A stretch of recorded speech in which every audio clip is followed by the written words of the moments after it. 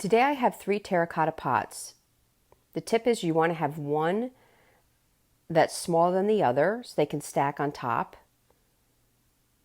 And depending on the size of your clay pot is going to depend on the size of your project. And I'm using E6000 to glue them together.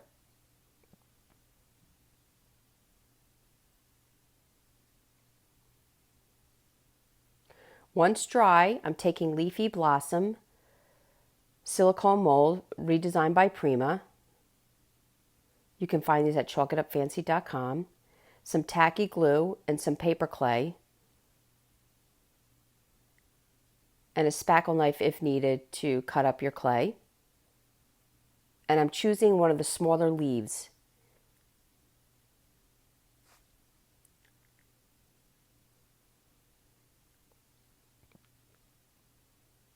Just a little tip when using paper clay, I like to use some cornstarch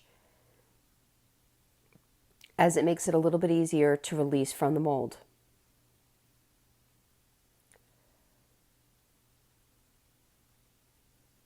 You're going to need about 4 or 5 of these, and using some tacky glue, I'm going to place the leaf upside down, just hanging over the second terracotta pot down. And I'm going to place them in a line going all the way around.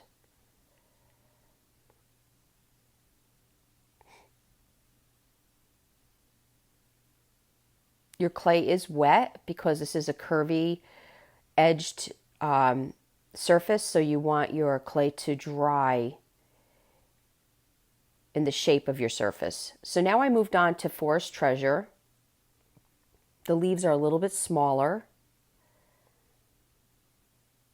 And I started by filling in some gaps, and then I used the leaves all the way up. This took quite a few. It didn't take much clay though. I want to say it took maybe a quarter of a block. I painted the lower part red, and you're probably saying to yourself, what is she doing? Because honestly, I was too, saying, what am I doing?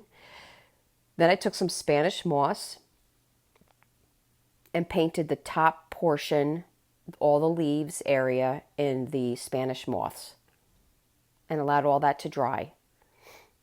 I found this bead. It did have the holes for the string, and I'm using some E6000 to glue it. But originally it had a hole where the string was, and I put some of the paper clay in there to make it a complete circle with no hole. And I glued it, as you can see, as a nose. And now I'm creating a beard going from that bead down with snow owl.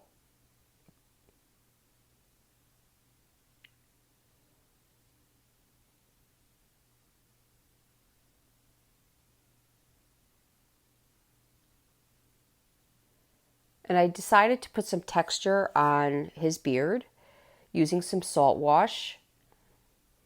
And you just put some salt wash and some paint together on a paper plate, and you mix it together with an art knife. And this is a great product to do raised stencils, but I decided to just give his beard some texture. And salt wash is a paint additive.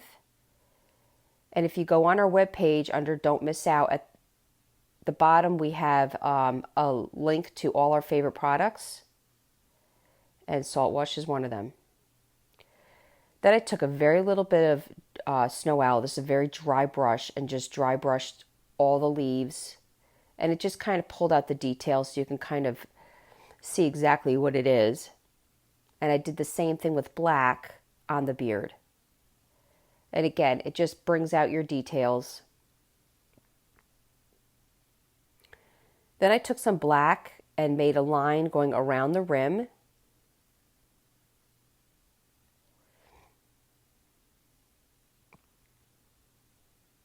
And using a dabber for his feet, I didn't make quite a full circle.